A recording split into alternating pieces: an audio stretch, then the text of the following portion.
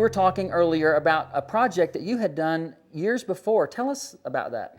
Well, my very first book was Quilts for Fabric Lovers, and it's no longer in print.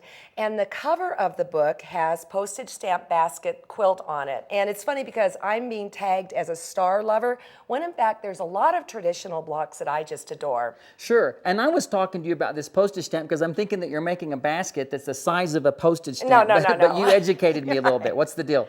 Well, the deal is that in the late 70s, early 80s, a U.S. postage stamp had a basket on it, and that's how it got named this. You'd lick it and put it on the envelope. I actually have one. Oh, really? Yeah. So, but right, what so- I love about this particular block that I'm going to show, well, let's take a look at the quilt first, because it's all scrappy. It is perfect for an exchange, fabric exchange, okay? All you really need are 2 pieces of fabric that are 5 by 7. Just 2. That's it. You can make a block out of this. Okay, all really? right? Mm-hmm. That's the block is made out of... That's it right here, all right? And it finishes at 4 inches, so I think that's important to note. The block finishes at 4 inches. It's not for wimps. No, okay, so it's tiny. So a little bit of accuracy is in order, Ricky Timms. Well, okay, I'll try not to make this block then. Right. So I've got my 2 pieces that are 5 by 7, all right? And I'm going to cut 1 square at 3 7/8, and that's of both the fabrics. 3 7/8, and now close enough does not fly in this case. So why did you trim this off? Because I wanted it even. Oh, so you're just shaving off the edge there. Here, I'm going to do a Ricky Timms move. That's a Ricky Timms move. Did you, what was it, sorry, the measurement again for this? 3 7/8. 3 7/8. Okay, everybody. 3 We're 7/8. getting really, can I make it 4? No. It's just 1/8 of an inch. No, it's about me right now, Ricky. Okay. It's not about your techniques. And then I'm going to cut it corner to corner, all right? All right. I'm going to set that aside. Then I'm going to cut a dark square or a basket component at 2 3/8. And I'll tell you what, if you're not good at measuring, what I do is I just count over 2, 1, 2, 3, and that's how I do it, because you know I am not great with fractions and stuff. I'm sorry I'm about moving out that. your way because I forget you're lefty. Yeah. And then again, cut corner to corner. I keep talking about our differences and our polarization, and that I'm righty and you're lefty. I know. But I'm doing some of your stuff now. Are you doing some of my stuff? I am. Okay. Yeah, I used a 1/4-inch foot the other day. Good. Since you gave me one, I had to use it. So then, last but not least, I cut 2 squares at 2 inches for the background, all right? Okay. And by the way, I know we go through this kind of fast, but we always put the cutting measurements on the website. Just scroll down on this episode's page and you'll find those measurements. All right. So let me just get this here. So this is what you need for the whole thing. Here is the footing for the basket. That was the square you divided in half. And then there's the background. Here's the squares.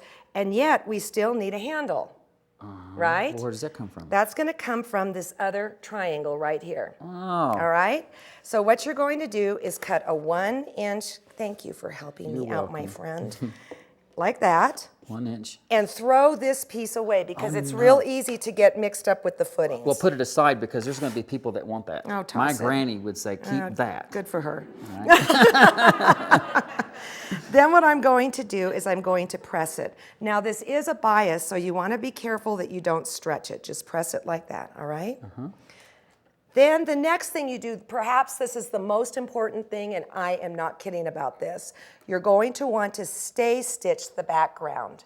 If you don't stay stitch the background, when you sew the handle on, it's going to stretch and just become a disaster. Okay, is that this part? This part right here. Let's show one with a stay stitch. Can we show that? I hope we can. Right there is a stay stitch. And it's on the long edge of the triangle, and are you in a 1/4 inch or less? Less Than a 1/4 inch. Okay?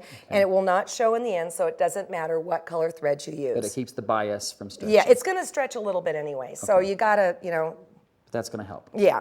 So then what you do is you make yourself a little basket handle shape, and I made mine out of a 3x5 card, and you simply trace around this edge. So I could use my cereal box.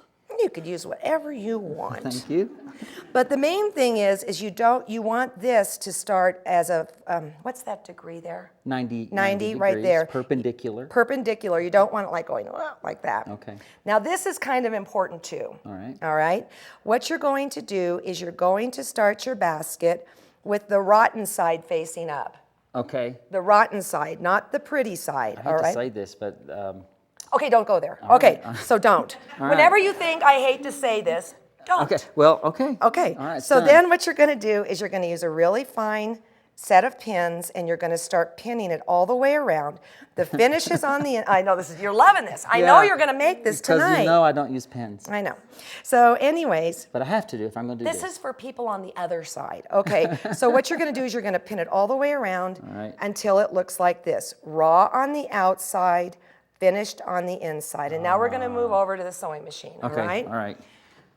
You don't have to use a 1/4-inch foot in this because, in fact, you're not going to do a 1/4 inch, Ricky Timms. Oh, thank goodness. I know. You're going to do a little bit less than a 1/4 inch to the raw side, all right? So you're eyeballing it. You're just Kind of. less than a 1/4 inch. Yeah. And boy, this is when I really wish I had my... You want your needle down? No, I don't care. Okay. Yeah, that might be nice, but you know what? Let's just get through this. Okay. At home, I would Yeah. be using my freehand system, which means that I don't have to reach behind the machine. Right. And then I would also use needle down. And the thing is, well, it seems a little irritating at first that you have to do all this pinning. But you look, you didn't move those pins out of the way. I know, shh, don't tell. No, but it's because Okay, no. you use those really, really, really Yeah, I do. skinny pins. And in fact, I am stitching right over the pins, so my needle is never hitting metal to metal. That's kind of important. That's great. You know, if you're going to sew over your pins, understand you're taking your life in your own hands. But here's the magic. I'll move this out of the way.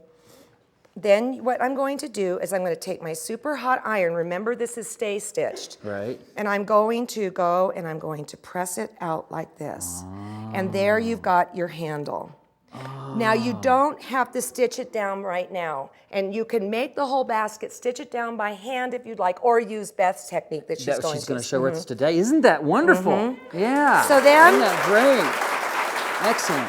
Just real quickly, the rest is pretty, easy. What you do is you sew this to this, and if there's any stretching that has occurred on this side, just use the good piece as your guide, okay?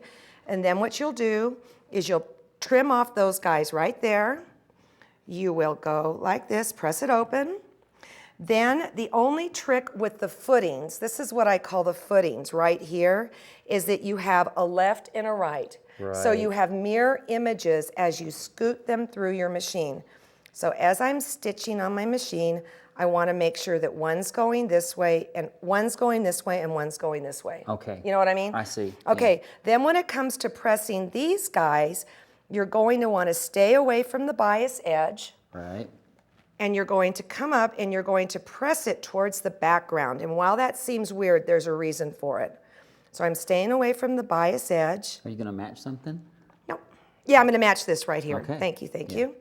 And then what you'll do is you will sew it onto this side, sew it onto this side, and because you have pressed towards the background, this just nestles right in So there. the points match and there's nothing Right. else. Yeah. And boy. then the only other thing you might want to consider doing is sewing it from this side and then making sure you don't chop off this point right there. Because you can see it if it's Let me upside get that down. up there, yeah, right there. You don't want to chop that off.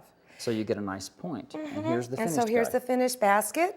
And we're all ready for Beth to show us how to do this by machine, all right? Okay, that's 4.5 inches unfinished, 4 inches Yep. finished, and that's the postage stamp basket. That's great. I love it. Do I you love guys it like too. it? Yeah.